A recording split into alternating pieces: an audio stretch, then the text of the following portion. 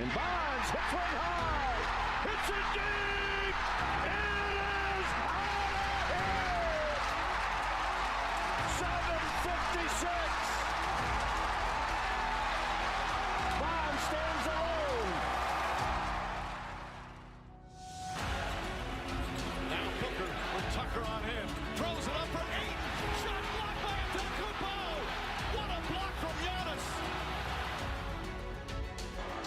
17 seconds from Game 7 or from championship number 6. Jordan, open, Chicago with the lead. Minute remaining. And they're putting Curry in the pick and roll, trying to get him on Ervin. Ervin and Curry, one-on-one. Ervin puts it up. It's good. Kyrie Irving from downtown. We're sending it in, Jerome. That's for damn sure. Yes. What is up, everybody, and welcome to the Taproom Sports Podcast. I am your host, Jordan. Stacks on Stacks on Stacks Lats. Joined with my man, Swervin' Ervin Washington, and man, it feels good to be back. What's going on tonight? Chilling. Had a good holiday weekend. Ready to get back in the swing of things. How about yourself? Same, man. Went out to the Bay Area. You know, I was in Santa Cruz on 4th of July, and it was fucking overcast and 60 degrees, but somehow my white ass managed to get fucking sunburnt like a motherfucker, dude. Well, you know, I got a little bit of around this area. Yeah, it was probably a lot warmer out in L.A. Yeah, I was at Huntington Beach. Saw a whole bunch of sorry-ass Angels jerseys. Oh, man. Fucking. And people was getting trashed because they had a parade. Oh. Woo. Man, 4th of July is something else. Sounded like a fucking war zone out there. My daughter was freaking out and shit. Oh, yeah, she don't like loud noises. No, so that was interesting. But nonetheless, we are back. And like we talked about last week, we are starting our 6-week journey previewing the college football season. This week, we will be starting with the American Athletic Conference, who was won by Cincinnati. Cincinnati was also the first non-Power 5 team to make the college football playoff since its inception. So we'll be hopping into that. But earlier today, we had some news break in the NFL, and we are ramping up to the NFL. We just finished the over-under win totals on that. And one of the teams we discussed was the Carolina Panthers, Ervin. And at that time, you had even mentioned there is a possibility they could get Baker, which would elevate their chances probably of being a better team. Today we find out Carolina Panthers trade a 5th-round pick for said Baker Mayfield, splitting the salary with Cleveland, so they will not be taking on his entire salary. So it's a good financial deal for the Carolina Panthers as well. You know, what's your thoughts on what the trade going down, and what's it look like for the Carolina Panthers?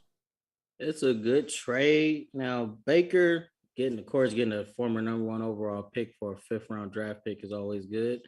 It just all depends on if Baker can stay healthy, because healthy, he did lead Cleveland to the playoffs, and they did get a playoff victory over the Steelers. The only drawback, to him is, can he stay healthy? And that's his biggest question mark. Their O-line isn't that good. They gave up probably, I know they was top 5 in sacks. Yeah, they were one of the worst, top 5 worst offensive lines. Yeah, so I know they gave up, it was either top 2 or top 3 in most sacks given up. I know the Bengals was number 1, and they was like right behind them. They did draft a tackle. Well, he could play guard or tackle. They probably gonna kick him out the tackle with Icky. Yep. A lot of people had him as their number 1 O-line prospect coming out of the draft. So it's definitely could be a good investment if he could prove that he could actually, lead them to some wins. I don't expect them to make the playoffs or even challenge for a playoff position, because the over-under was 5.5. Yeah, it was. I think it was like maybe 6.5. I'm not entirely sure, but with Baker, they probably could win that much, because they're gonna have. If the defense takes another step forward, they basically have a borderline top 10 defense. So, but they did lose Gilmore though, so that's not. He's a better than average corner. So losing him, they do have to replace him. But I could definitely see him winning 5-6 games, depending on if Baker's healthy and how that O-line shapes out. But I think it's more a death knell on Sam Darnold. I think this shows that he's either going to be out of the league or a career backup going forward unless Baker gets hurt and he comes out and sets the world on fire. So Yeah. they could add a QB of the future, or he could be the bridge to them drafting Bryce Young, CJ Stroud, one of those top tier quarterbacks in next year's draft. So we'll see how it works out for the Panthers, but it definitely puts them in a better position at QB. This is probably the first time in NFL history you got the first overall pick and the third overall pick in the same draft. That was QBs and now they teammates. Yeah. No, it's I mean, dude, like last year before Christian McCaffrey got hurt and they had some other big injuries, I mean, they were 3-0 and they looked like a decent team. It's not like they look like they were going to be a playoff team, right? They spent seven draft picks in 2020 on the defense. Last year, more so on kind of more well balanced, right? Thought they definitely need to upgrade the offensive line. I feel like they did that. I don't know how much of an upgrade it's going to be because the kid is a rookie, but it's still to be said. With that being said, I do think that this Carolina team can fight for a playoff position only because that division is pretty bad outside of Tampa. And we don't know what New Orleans is going to be. No Sean Payton. There's a lot of question marks there. So I do think that there is a possibility that Carolina can make the playoffs. And I think it's the same formula that, Baker took the Browns to the playoffs with, which is running the ball effectively and playing good defense. And he just has to take care of the football and make the right and correct throws. And that's something that Sam Darnold couldn't do. I agree. That's an outside shot. You probably make a lot of money betting on them making the playoffs. But the thing about it is McCaffrey has been hurt these last 2 years. So if he can stay healthy, then of course that automatically upgrades that offense dramatically because he's a threat to get you 1,000 yards receiving and rushing. So It's not many running backs you could say that about. Probably only him and Saquon Barkley. So that can definitely jumpstart them to being a better team overall. I like what they have. It's just they just got to stay healthy, and that O-line has to get a lot better. Now, giving up pressures is one thing, but when you're giving up 40-odd, 50-odd, some sacks, that's a recipe for disaster because that leads to either quarterback getting hurt or a bunch of turnovers. So they got to take care of them. They definitely got to take care of the football. Interesting tidbit here. They do face the Browns week 1. The Browns, before this trade was made, the Browns were minus 4.5 point favorites on the road against Carolina. After this trade, like I'm talking shortly after, this line moved to Carolina +1. So a 3.5 point move in the favor of Carolina here. Yeah, and plus once Deshaun Watson gets suspended, it's going to go up even higher. So yeah, so I think that I mean I would play Carolina +4.5. I was bummed that I literally 30 minutes after the trade was announced, I went to go look at it and it was fucking already 1 point, dude. I was fucking pissed, bro. But like you said, Deshaun Watson doesn't play. That line is going to move a few more points, especially because we don't know who's going to play quarterback for Cleveland at this point. If it's going to be Jacoby Brissett, maybe the Browns go and make a trade for Jimmy Garoppolo. If that's the case, I mean, there's a lot of options there. Because minimum, we know for a fact that Watson's going to miss a year. They rejected the 8-game. I think somebody suggested 8 games already, and that got the Players Association. Yeah, it got rejected by the NFL. Okay, so it was a Players Association. So they definitely looking to suspend him for minimum 1 year. So the Browns definitely got some decisions to make. I think his base for the first year was only $2 million, right? Yep. So that might give him a little leeway to make a trade and bring in a veteran and see if he can ride it out with them for the season. But they shouldn't plan on having Watson in no time soon. No, not at all. Before we do get to the AAC preview, I do also want to mention, because we haven't had a show since we were off, since Kevin Durant asked for a trade out of Brooklyn. We were kind of talking a little bit before we started the show, but I think Brooklyn's in an interesting position. We heard Kevin Durant's 2 destination teams, the Heat and the Phoenix Suns, and the Nets have basically come out and said that they're not going to trade him to the Heat unless Bam Adebayo and Tyler Hero are part of the package. They're not going to trade him to Phoenix unless Devin Booker is part of the package. And the Nets hold a ton of leverage here, Irv, because Kevin Durant signed a 4-year contract, and he's 34 years old. So it's not like he's going to sit out for 4 years until his contract runs out nor is he going to retire because a man loves the game of basketball. Mm-hmm. So what do you think happens here? Do you think that Kevin Durant plays another game as a Brooklyn Net? I think if a trade does get done, it's not going to be straight up him to another team.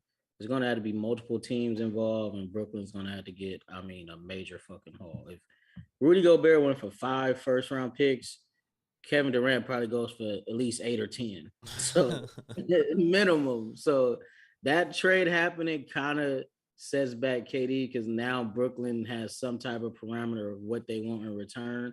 And it will take another team with a lot of draft capital to facilitate a trade to help him get out of Brooklyn. Because they don't want Kyrie. Kyrie is going to be on the move no matter.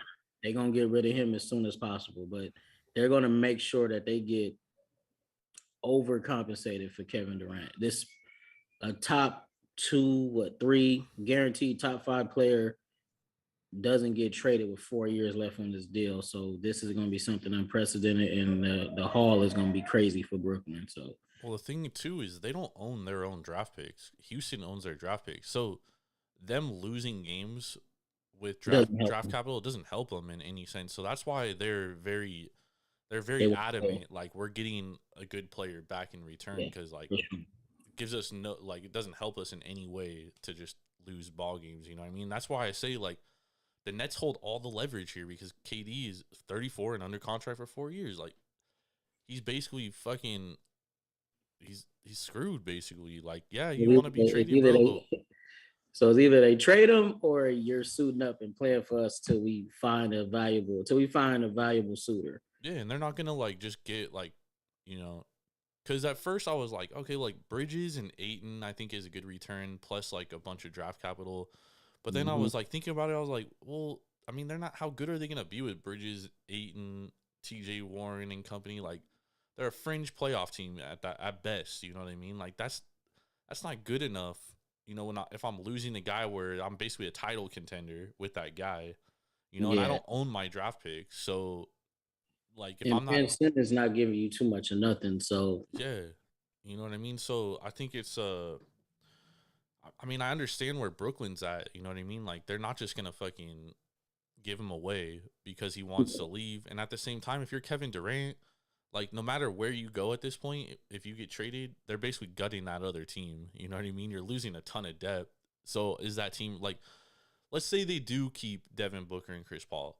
Is that team as constructed with just Durant, Chris Paul, and Devin Booker, and then, God knows who else would be on that team because they'd have to give back something in return. Is that team even a top team in the West? I mean, yeah, you got KD, but you're not a top 2 team in the West to go win the title. Nah, because the West is going to be probably even better next year. The Grizzlies is ascending. If the Lakers get Kyrie, that automatically puts them in title contention if he can keep his head on straight and AD can stay healthy. There's a lot of variables to it, but they would be probably one of the top 4 or 5 teams. You got to think the Nuggets get healthy. They're getting Murray back. They're getting Porter back. So they're going to throw their hat in the mix for sure. So you could definitely see them as one of the top teams, but I wouldn't automatically think because they got KD, they're automatic title contender.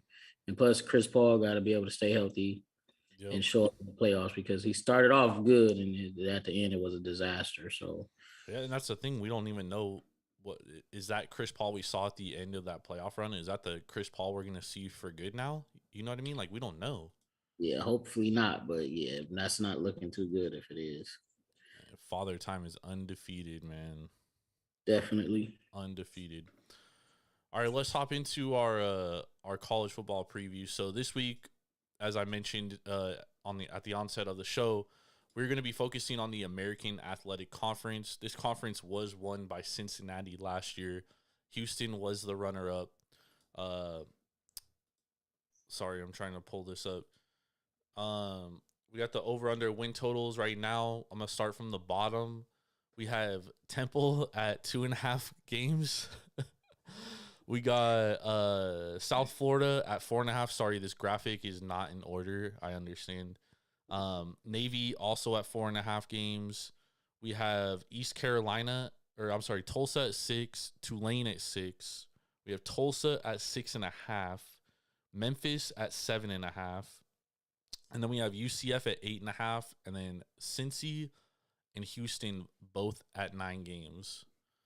Let's start at the bottom here with Temple. 2.5 games is extremely pathetic, dude. That's pretty much meaning you're a bottom program, and I don't see it getting too much better for them, honestly. So I mean, this team wasn't good last year at all. Yeah, and I think they're returning 8 starters on defense and 7 on offense, something like that. I'm just gonna go push it. Hopefully, pray all you Temple fans out there that y'all can win more than 2 games, but that's not a good sign for the future. And they have a new coach, Stan Drayton. It's his first year, so there's going to be a little bit of turnover. The Temple Owls are only 4-15 in their last 2 seasons. They snapped a streak of 6 consecutive non-losing seasons from 2014 to 2019. Like I said, last year they weren't good. They only had 3 wins. They managed to not finish last in this conference, but they're projected to finish last year. They gave up 37.5 points per game, which is dead last in the AAC. And they also gave up 6.2 yards per play, which is absolutely atrocious. I don't think they added anything that's really going to stand up and be like, oh, yeah, it's going to be a better team, because they really only got 1 transfer, and that's going to be DeJuan Mathis, their quarterback, who's projected to start right now. Their skill position players, not very good. Defense, not very good. Yeah, I mean, it's tough to go under 2.5 or 3.5 games, dude. I think last year their defense almost gave up 400 yards a game, so that's pathetic, dude. Yeah. It's really bad. But I mean, playing under 3.5 is tough, dude. I mean, that's not many wins, bro, at all. Who's there not? Well, I think it depends on their non-conference, because I'm pretty sure they only won probably 1 or 2 conference games last year, if they won any. Let's see what their schedule this year looks like. I meant to pull it up earlier, but slacking, bro. All right, here we go. So they go, they start. Oh my God. Come on. Let's see here. 2022 football schedule. They start at Duke. That's a loss.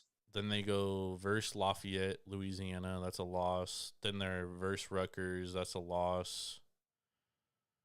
Whew. This is bad. UMass, that could be a win. That could be a win. At Memphis, that's a loss. At UCF, that's a loss. Versus Tulsa should be better this year. At Navy, probably a loss, although Navy hasn't been good in a few years. Versus South Florida, that could be a win because you get them at home. That could be a win there. At Houston, that's a loss. Versus Cincy, that's a loss. Versus East Carolina, also a loss. So I see 2 wins on the schedule, dude. Yeah, so, yeah. Give me the under. I'll take the under on that, too, because, yeah, even Navy, if they was giving up 6 yards of play, Lord knows how much they was giving up on the ground, and Navy's probably going to run the ball down their throat. Well, Navy's a team we're going to get to in a minute, but they do have they lost a lot on their offensive line, which, I mean, wasn't very good last year, and they haven't been very good in a few years. So I do think that I mean, I'm not going to say, well, actually, let's talk about Navy right now. Let's just move over to Navy. So Navy right now, 4.5 wins, Ervin. This would be projected to finish second in the AAC. What's your thoughts on Navy this year? They're going to run the ball very well. They always end up top 2, top 3 in rushing. Last year they were 3-5 in the conference, by the way. Yeah, so they won 3 conference games. So they're usually going to compete. It all just depends on what can they get out of their passing game, especially to beat the better teams in the league. They're going to have to at least have the threat of passing the ball. You're not going to run the ball 50-something times and beat Cincinnati and Houston. So they got to get something out of their passing game. If they can do that, I definitely think they can go over 4.5 wins. But like you said, they lost a lot on the offensive line, so that's either going to be all bad or all good because they got a real strict zone. They got a real strict blocking scheme for that wishbone offense. So it all depends on, are the guys backing them up? Are they going to be upperclassmen or are they going to be mostly freshmen and sophomores? Um, well, this is the interesting thing about Navy. Before I get to that, I mean, they always have a lot of upperclassmen. That's usually how they. That's usually how they work, and they do replace guys. But you're not getting those high level replacement guys. You know what I mean? That's the thing with Navy. So it's really about, are they going to effectively run their system, which is the triple option system. I do think that teams have kind of adapted to it a little bit better now. Whereas like before, especially in the gambling sense, whenever you would have a team face a triple option team, you would always kind of favor that triple option team because nobody else plays it. So teams have to they have such a short amount of time to prepare for it. Yeah, they usually get got. Yeah, I remember when I forgot who Alabama played that one year, and that was a triple option team. And Nick said I think Nick Saban had like 6 first-round picks on his defense, and that triple option team rushed for damn near 300 and some yards, and Yep. Bama only won by like 14, like I think that 21 was or 14 Army. points. Was it Army? Well, I know the game was a lot closer than anybody thought it would be, and Nick Saban was pretty pissed off at the end of the game because the players took him lightly. Like, ain't no damn triple option about to score on me. That's what I'm saying. But we've seen in the last 4 years, they finished 11-2 in 20 and 19. But outside of those 4 years, they're 10-25 in the last 4 years. So they haven't been good 3 out of the last 4 years. I do think that teams have kind of adapted to them. I will kind of give them a little bit of a pass in 2020, the COVID year, because they did have to kind of adjust their schedule, so they did play a much tougher schedule. But I mean, last year they only had 3 conference wins, and I think a lot of this conference, aside from Cincinnati, is getting better. You know what I mean? So with that being said, I lean the under 4.5, but because they're a triple option team and they might be able to fool some teams, I'm probably gonna stay away. I probably wouldn't bet this. I wouldn't bet it, but I think they could get 5 wins. I'll take the over. Well, let's look at their schedule real quick, just so we can count how many wins. All right, so they open versus Delaware. That's probably a win. Win. Versus Memphis. Probably a loss. Probably a loss. At East Carolina, probably a loss. At Air Force, probably a loss. Air Force is pretty good. But who knows with that game. Versus Tulsa, so they get Tulsa at home. Could possibly win that game. It's a toss-up.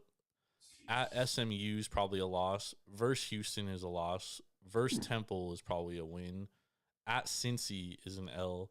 Versus Notre Dame is an L. That's definitely an L. At UCF is an L. And then versus Army, Army's kind of dominated them the last few years. So I would lean Army there as well. So, I mean, I basically see like 3, maybe 4 wins on the schedule, which would have me leaning under. They might surprise. I'm going to go with you and think they might surprise somebody. So I'll put them right at 5 wins. Yeah, I think they're right around there. It'll be interesting. They do return a lot of their starters, though. They returned 6 starters, but they lost their best linebacker.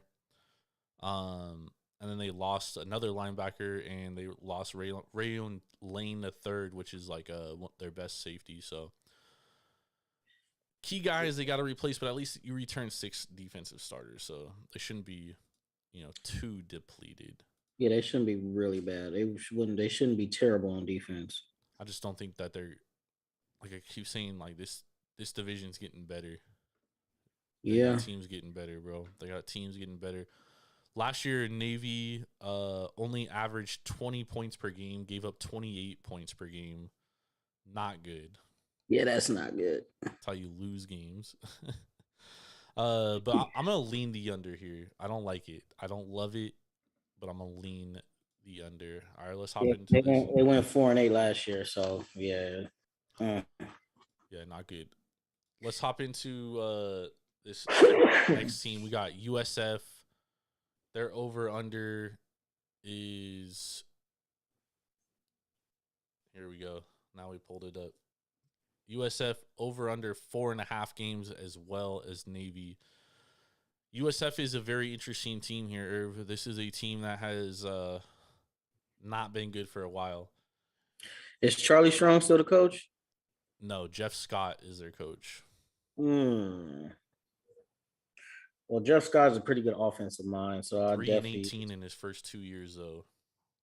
I definitely expect the offense to be a little better, but they went 2-10 last year, so they do return 18 starters. They averaged 23.2 points last season, which isn't like terrible. Timmy McClain, the sophomore, he'll be back, and they also added Baylor transfer Jerry Bohannon. At QB? Yep. So they got some. There's no one's named the starter yet. They got some pieces. Well, I would definitely expect him to start coming in from Baylor. He'll probably be one of the better QBs in that whole conference, to be honest. Yeah. Yep.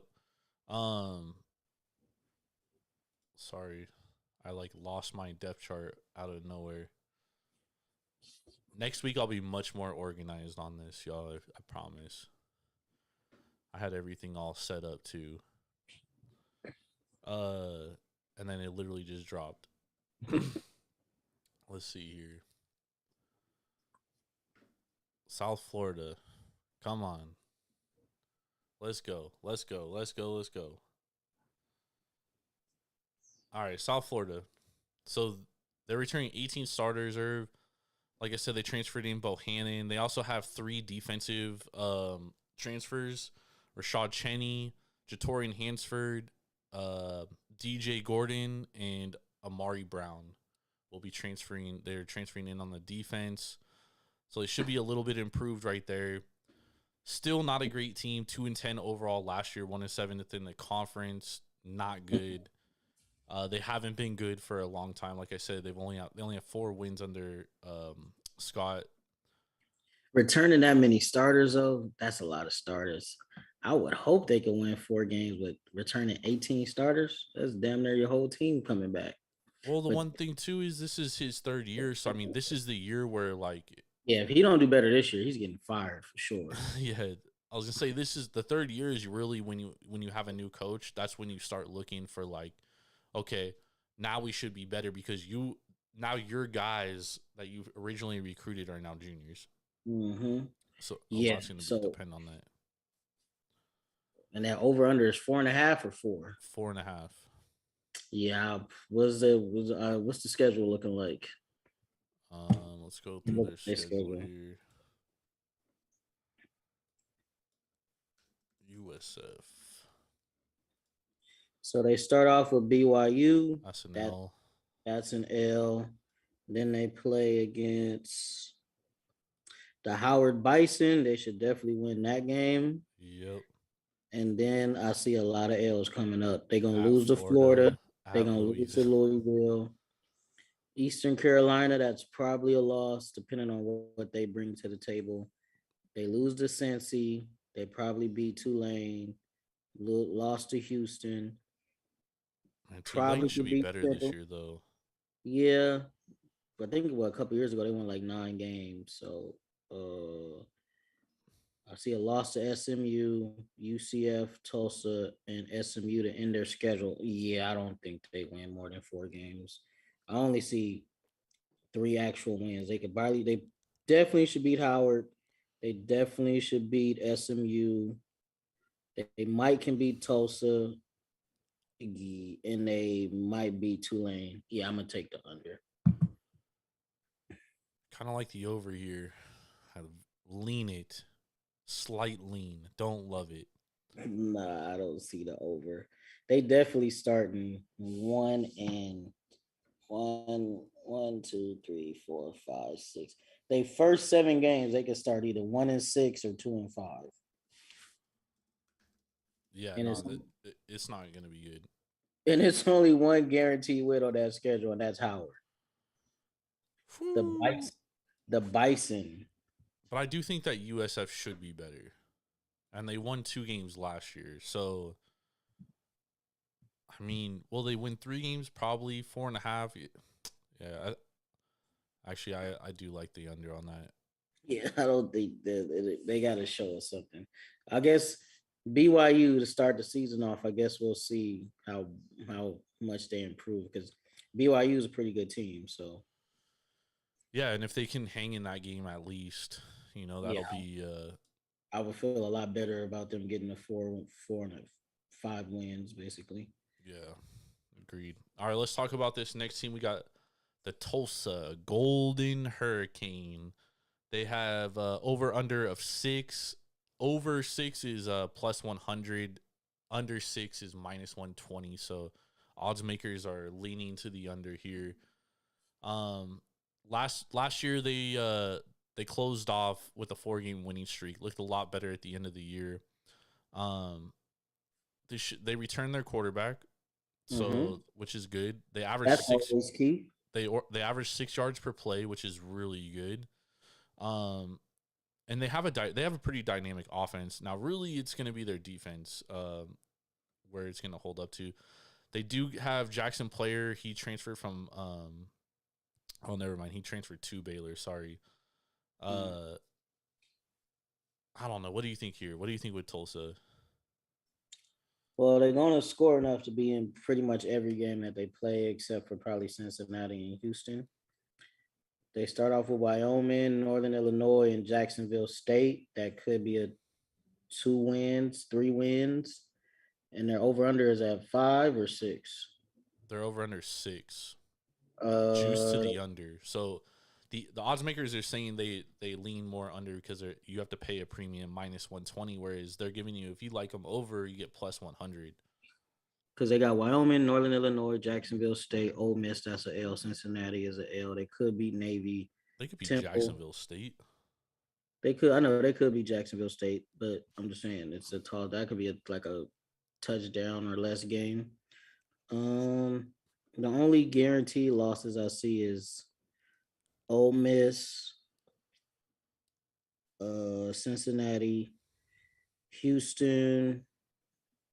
I don't think they beat SMU. They could probably beat Memphis. And they got Navy and Tennessee. I could see them winning 6 games. But I don't like the over because they did lose a lot of starters. They only returned 6 starters. Yeah, because you said a lot of these teams are getting better and they lost a lot of starters, but they do bring back their quarterback though, which is huge. Which is huge in college football because you don't have somebody out there learning the playbook. So I think I'm gonna push this one. They could probably see them at least 6 games is probably where they're at. Yeah, I say 5 or 6 games because I don't know, Navy can sneak up on them. They definitely beat Temple.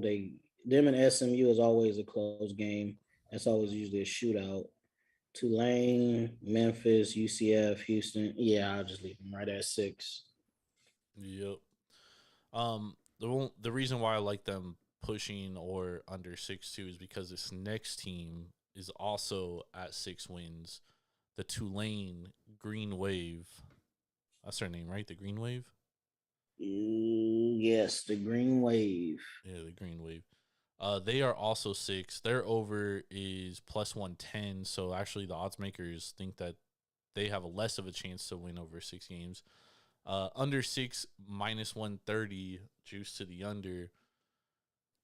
I kind of like this team over 6 games, dude. I'm not gonna lie. Yeah, I like the over too because their non-conference is pretty manageable, honestly.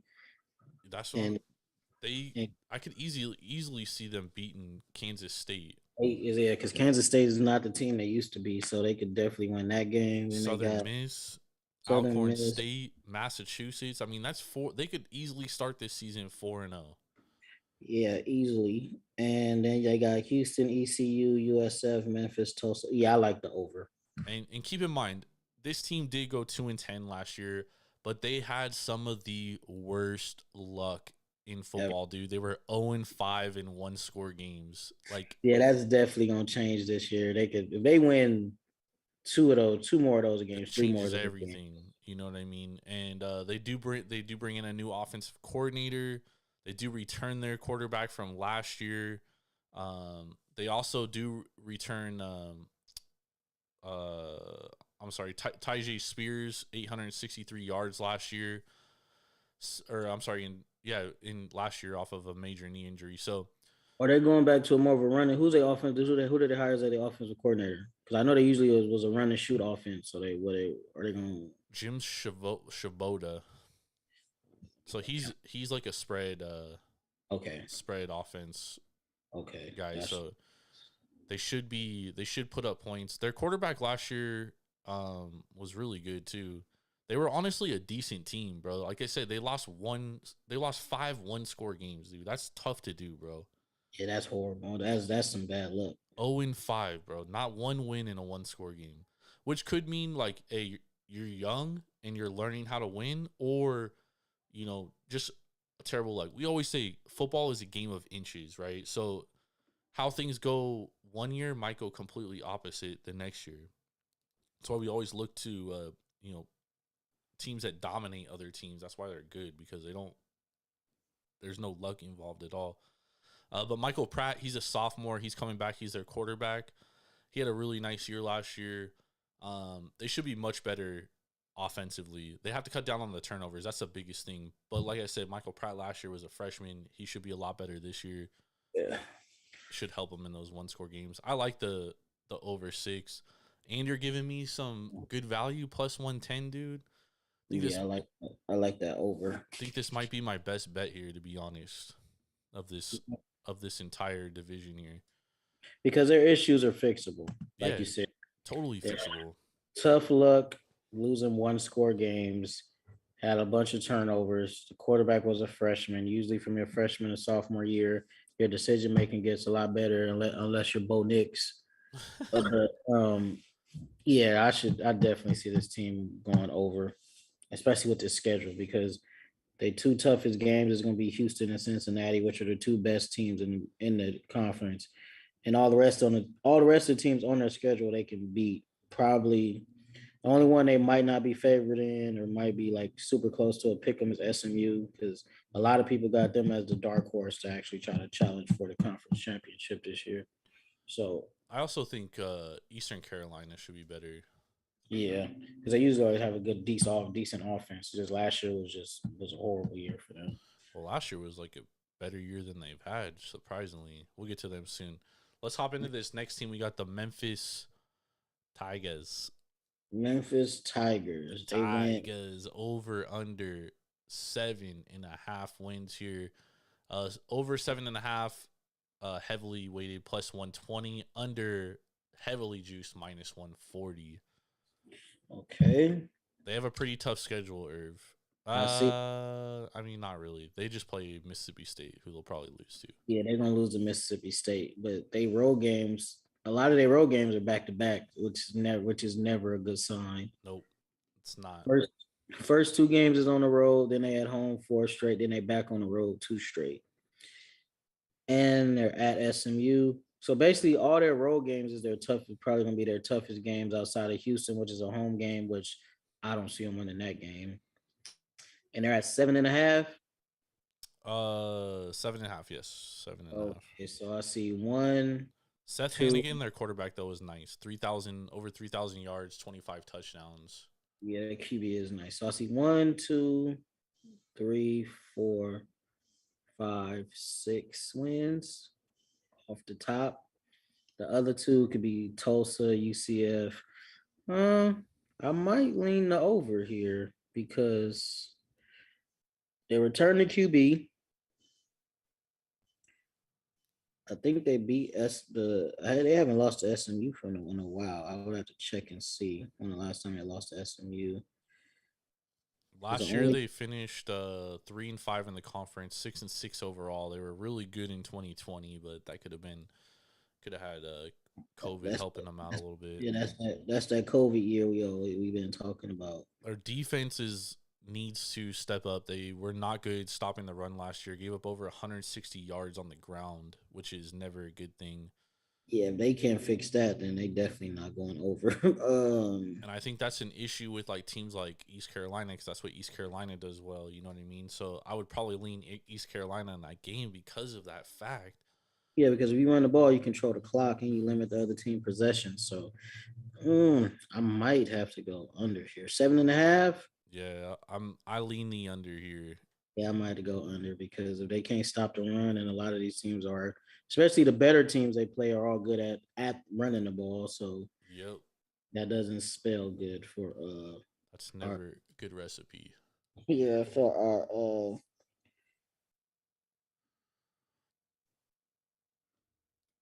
Never a good recipe. yeah. I'm gonna looking more at it. I'm gonna take the under.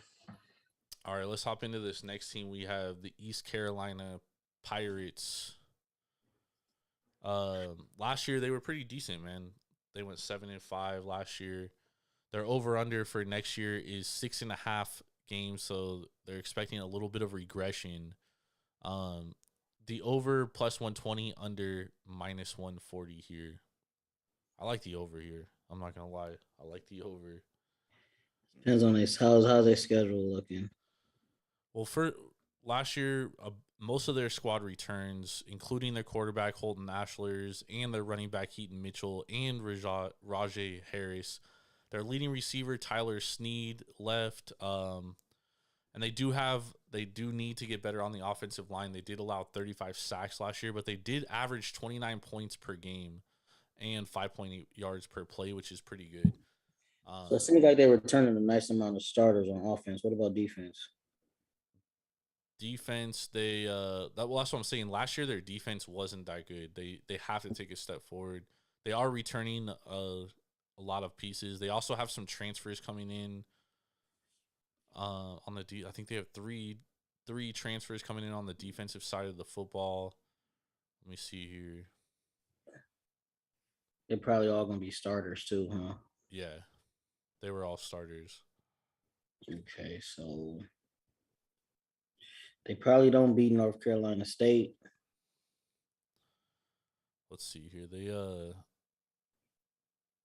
So Holton Ashlers is back at quarterback. Oh, they actually, all their transfers are not in the depth chart to start. Oh, so that mean they coming in for fall camp? Yeah. It wasn't spring transfers. They're coming in for fall. Well, Chandre Mims is a grad transfer. Jack Powers, he's coming in, rushing the edge. He's a transfer from Nevada. Okay. He has a sick mullet, though. Fucking mullet is awesome. Well, you got a mullet, you usually can play football, so not too many trash cans I've seen rocking a mullet. And he's from Granite Bay, California. Shout out Granite Bay near Sacramento. Shout out Cameron Smith. You see a USC Trojan. Now he's a Minnesota Viking. He's from Granite Bay. Hey, let's go. Yeah, so I like the over here. What's their schedule look like? You have their schedule up? Yeah, their schedule. They start off with North Carolina State. That's probably a loss. Then they go to Old Dominion. That's a win. Then they play Campbell Fighting Camels. Oh, they can beat the dog shit out of them. They destroyed this squad. Imagine the confidence that if they play well against North Carolina State, we'll give them though.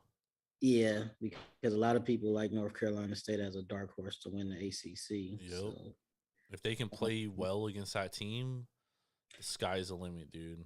Yeah, because they got Old Dominion, they got the Fighting Camels, they got Navy, USF, Tulane, then Memphis, UCF, then they got a murderer's row from October 28th to 11/19. That's 3 weeks. They play BYU, Cincinnati, and Houston, and then they end the season with Temple. Yeah, I like the over.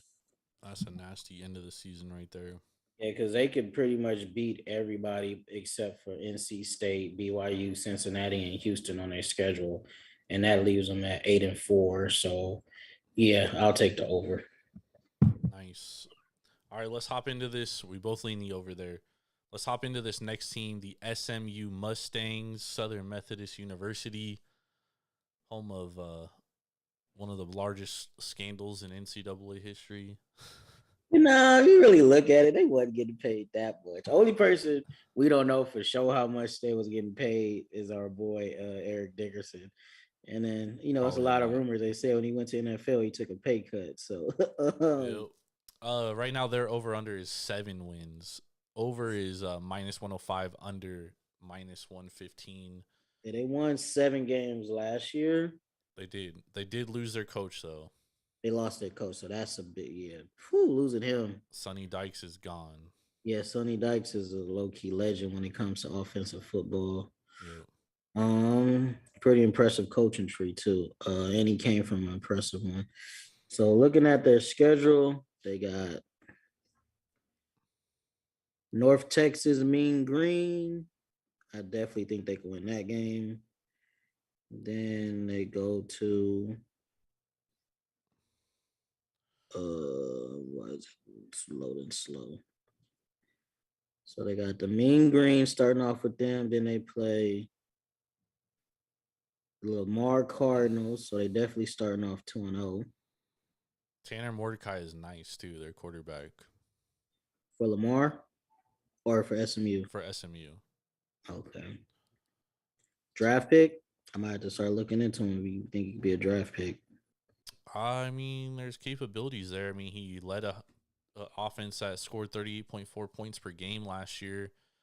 And they have a lot of guys at the skill position. So, I mean, this is a team that if they can just kind of carry over what Sonny Dykes did and improve their defense, because they gave up over 30 points a game last year, and that's tough to win games consistently. I mean, I know they have a high-powered offense, but they have to be able to stop the ball and get turnovers more. If they can do that, I think this can be a better team. However, not having Sonny Dykes, I don't know what I'm getting from this new coach, Rhett Lashley, who once worked under Sonny Dykes, but who knows, right? There's a lot of question marks. All bad or all good. So this to me is a lean to the under, or and most likely an absolute stay away.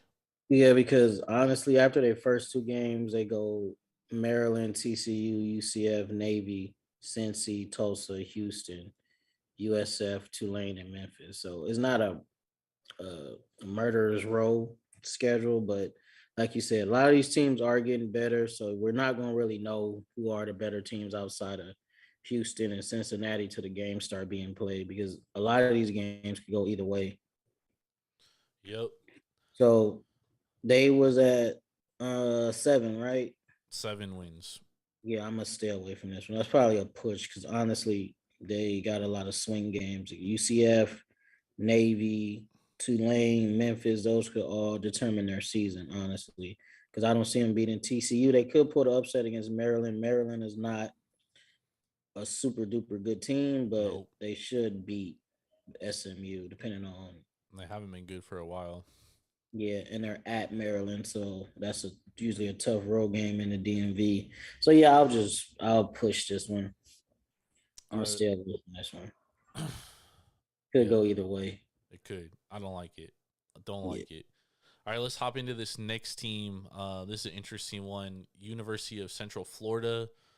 Their over-under is 8.5, so it's juiced to the under, minus 120, over plus 100. 8.5 is the win total. Irv, what do you think about the UCF Knights here? Obviously, they're bringing in a new quarterback, John Reese Plumlee from Ole Miss transfer. Gus Malzahn is still their head coach. What do you think about UCF? I'm going under. I don't trust Gus Malzahn, and it's a reason why Plumlee transferred from Ole Miss. Their defense is low key Swiss cheese. They don't have a over daunting schedule. I just think the teams that they play in the league did improve, and they didn't improve that much. Gus Malzahn has been exposed as a head coach, if you ask me. That's why he got ran out of Auburn. Well, the Auburn job was tough too. Yeah, they fans have unrealistic expectations, but they shouldn't have been as bad as they was. I'll take I'm gonna just go under. I think they have a very favorable schedule. South Carolina State, Louisville, Florida Atlantic, they open with. They could beat all 3 of those teams. They could even beat Georgia Tech week 4. SMU, I think they're better than SMU. Temple, they're going to beat the dog shit out of Temple. East Carolina, definitely a winnable games. They have to go they play Cincy at home. That's an L. It's their homecoming game too. At Memphis, at Tulane. I'll just go under. I don't trust Gus Malzahn. Man, I like UCF here. I think Gus Malzahn's a good coach, dude. I don't think he's a good coach for a team or a program like Auburn, but UCF, where you don't have a ton of expectations, this is his kind of job, dude. I mean, he is a great offensive mind, bro.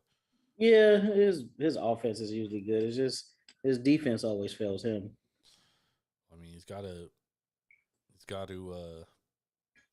lean to his defensive coordinator, bro. That's what he's got to do. But I do think like they are a top 3 team in this conference. Over 8.5 is pushing it. It is steep, but I could definitely see them winning 9 games here.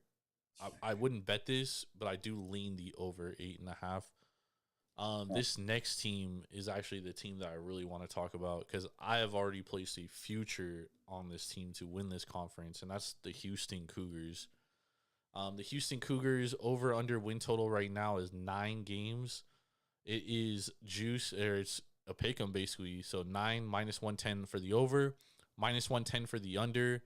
This is a team that went 12-2 last year, 8-0 in the conference. Their only conference loss was to Cincinnati in the conference title game. Dana Holgerson is one of the best coaches, offensive wise. You know, he does have his struggles, but I think Houston is like a perfect job for him, right? What's your thoughts on Houston here? Definitely take the over. They don't play Cincy in the regular season. Their toughest game is probably going to be Texas Tech, and I think they should win that game, honestly. And they return their all AAC quarterback, Clayton Tune. Yeah, they could. I think they could run the table, honestly. I don't see them losing the game outside of maybe they lose to SMU on the road in a shootout. But other than that, their defense got better. In 2020, they gave up 30-plus points a game. In 2021, they only gave up 20.4. And they're bringing back their all-conference quarterback. Yeah, this is a definite over. I'll be shocked if they don't go over 9.5 wins. Yeah, I like them to win the conference too. Yeah. Last year, their point differential was great, 35.9 points scored per game, 20.4 given up. They ranked as high as 16th on the AP poll, so they were getting some love there. Like I said, their only loss was the Cincinnati, but they covered that game, so they beat the spread. They always say good teams win, great teams cover, right? Yeah, you got to think Cincinnati had 7 NFL draft picks on that roster, and they made the playoffs. So, yep. And Cincinnati, Houston could run the table and beat them. They go undefeated. They could have an outside shot at the playoffs, but I don't think they're not going to make the playoffs. They don't have a strong enough schedule to do. Yeah, they would have to be blowing teams out by like 30, 40 points a game. The only reason why Cincinnati made the playoff last year was because they beat the fucking brakes off Notre Dame. Yeah, that's true too. Notre Dame was in playoff contention up until the last week of the season. Yeah, they don't have a swing game like that on their schedule. But yeah, I definitely love the over. Bet the over. Yep. I also have a future on them plus. I got it at plus 400 to win the division, to win the conference. Sorry. Like I said, dude, I like them mostly because this next team we're going to talk about lost several pieces, including their quarterback. So let's talk about Cincinnati here. So the over 9 wins, though, is juice. So minus 130, you're paying a premium on the over. Under is 9. The odds makers are giving a lot of love to Luke Fickell here, Irv, because he lost a lot of players. What do you think here? Oh, it's going to be tough, man. How can he reload? He lost his left tackle, his quarterback, his top 2 cornerbacks. Yeah, lost both his cornerbacks. Both of them got drafted. I think one was a top 5 pick. The other one in the 3rd round. They lost their best pass rusher in Sanders. Oh, I don't know, man. His coaching is gonna get. He's a damn good coach, but I think this might be a retooling year. I think the biggest thing is they play Arkansas week 1, Ervin. If they can win that game, kind of is going to set the tone for the rest of the season. If they win that game, this is going to be a much better team than we think. They lose that game, I think that they might not be as good as we think they are. I think losing a guy like Desmond Ridder is very tough, dude. Like, that is a guy that was there for a long time. And it reminded me of Kyle Moore when he was at Boise State. Yep. And then you have Bryant and Prater, who like they still haven't named a starter, so like we don't even know who the heir apparent to Desmond Ridder is, which is never really a good sign to begin with. Yeah, man. It's dragging all the way out to fall camp, then they don't really know who's the better player at this point. Yep. And like I'm not gonna bet against Luke Fickell. I'm not gonna take the under here just because I have that much respect for him. Yeah, I'm not going to take the under either. I think by just going off his coaching acumen, they should go over. Yep. But I think that Arkansas game, week 1, is going to be very telling for this team here. 12:30 kickoff. Yeah, I'll probably lean Arkansas because of that offense and that quarterback.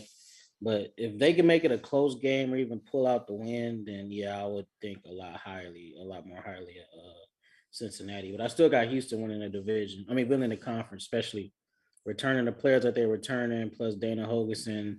And he's going to have the edge at the QB, which is the most important position. And since he lost a lot on defense, so a lot. Bet on Houston to win the conference. They should have 2 good defensive backs coming up behind them, and Arquan Bush and Javon Hicks, but we don't know if they're going to be as good as those other 2 guys that just got drafted. So yeah, they just lost 2 top 100 picks. Yeah. So I gotta look. I think the other guy to win the top 100. That's what I'm saying. Like it's tough to replace that kind of production. And week 1 is going to tell us a lot of this team. So definitely stay locked with us throughout the season, college football season, because we'll be going over this a little bit more. But of all these over/under win totals here, Ervin, what is the one that stands out to you the most that you would play? Our boys, Houston. Houston over 9. Mm-hmm. Yeah, I'm either there, or I'm at Tulane over 6. Okay. Kind of like Tulane over 6 as well. I think that's a good play. Well, that's week 1.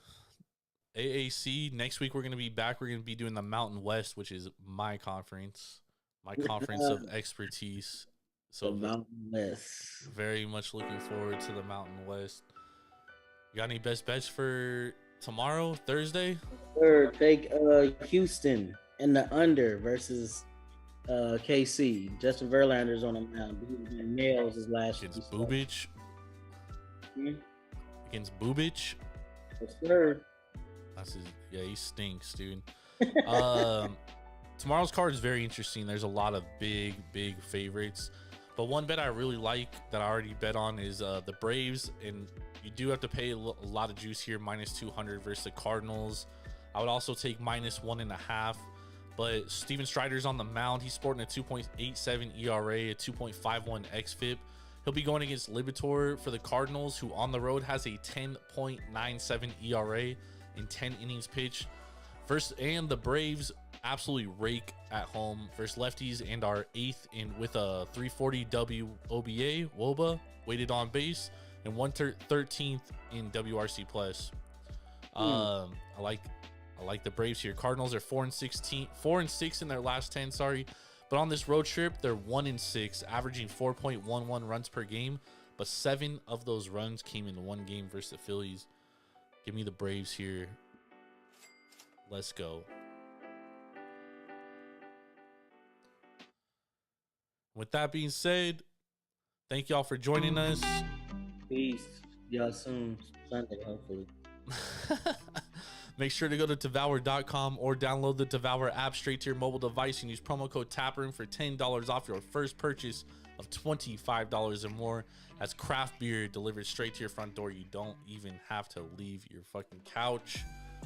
We'll be back next Monday. Next week, we will be talking about Mountain West, like I said. Make sure to tap in with us.